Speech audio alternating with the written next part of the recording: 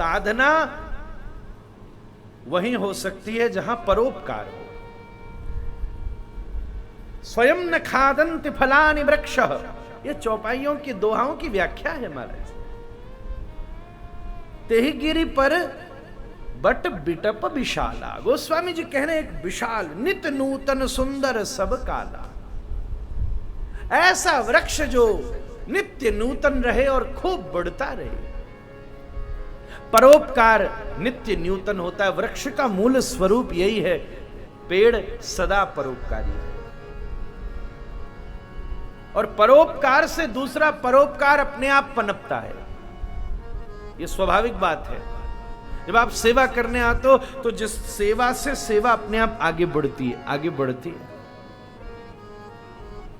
परोपकार की छाया में बैठो, क्योंकि परहित सरिस धर्म नहीं भाई, पर पीड़ा सम नहीं अधमाई।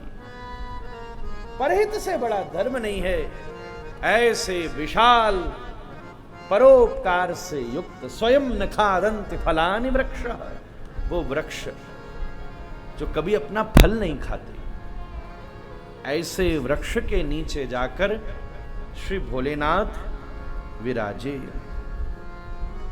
और क्या सुंदर बात कही है, निज कर डासी नाग रिपु छाला, बैठे सज सहज ही शंभु कपाला। वाह,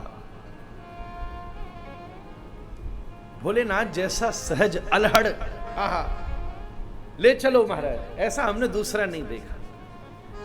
इतने गण होते हुए गोस्वामी जी ने पॉइंट टू बी नोटेड कहा है, ध्यान देना मेरी बात को। निज कर डास, अपने हाथ से अपना आसन लगा दिया। ए नंदी इधर आओ, इधर आओ, आसन लगा मेरा।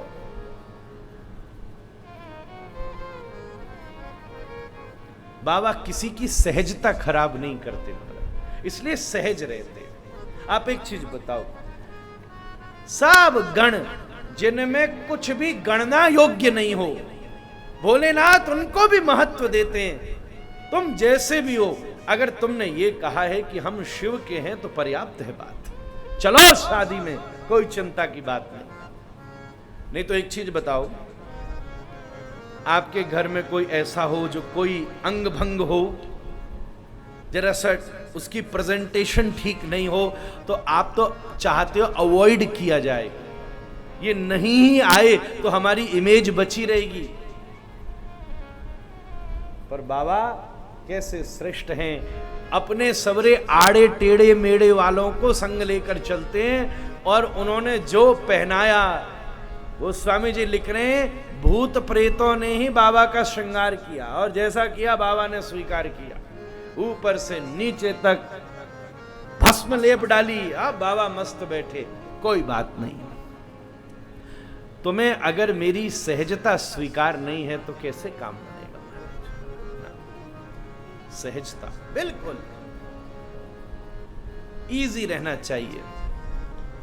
आप कथा में कैसे बैठिए, सजग और सहज, ये दो आसन है।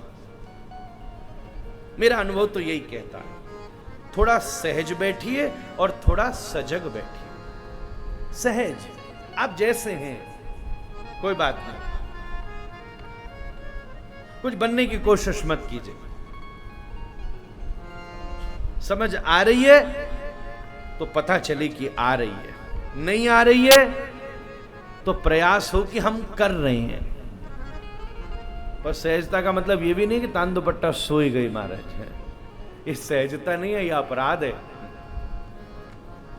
सहज का मतलब ये नहीं है कि हम असभ्य हो गए, अब पाम बसार के बैठे हम महाराज, रो, ऐसे भी नहीं।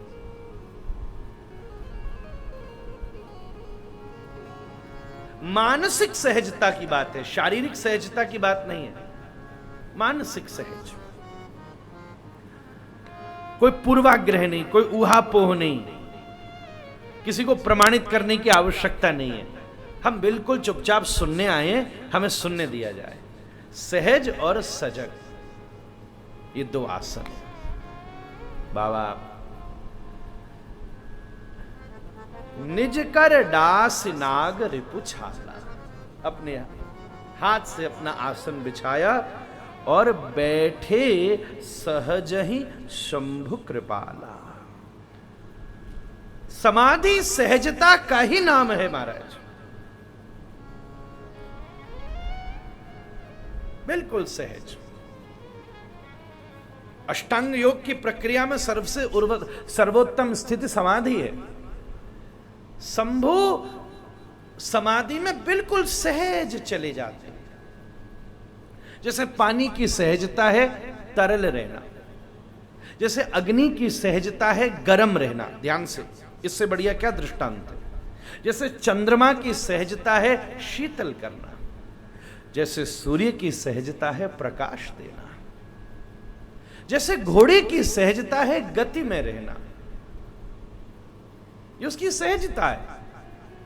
और अगर कोई अपनी सहजता के विपरीत व्यवहार करे तो उसका स्वयं का स्वरूप खंडित हो जाए, मानो सूरज ठंडा होने लगे।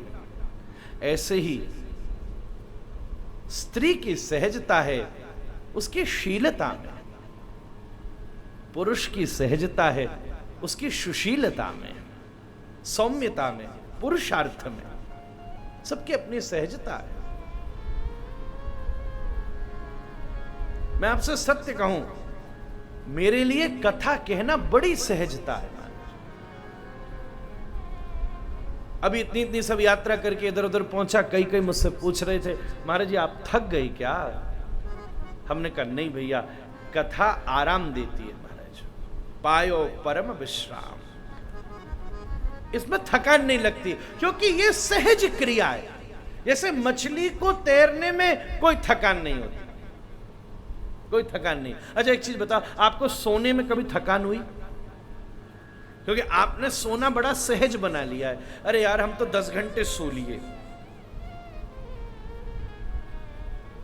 सोना आसान हो गया। व्यापार आपने बड़ा सहज बना लिया। आप 70-80 वर्ष तक भी कर सकते हैं जो करने की रुचि रखते हैं। धार्मिक व्यक्ति के लिए धर्म करना बिल्कुल सहज है। युधिष्ठिर के लिए सत्य बोलना बिल्कुल सहज है।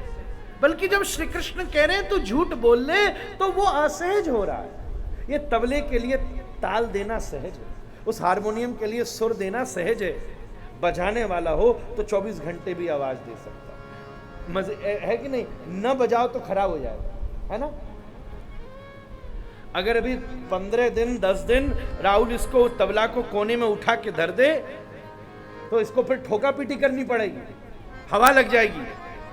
और अगर ये बैठा बैठा बजाता रहे, जितना बजाता जाएगा उतना पकता जाएगा, उतना पकेगा, क्योंकि ये इसकी सहजावस्था है।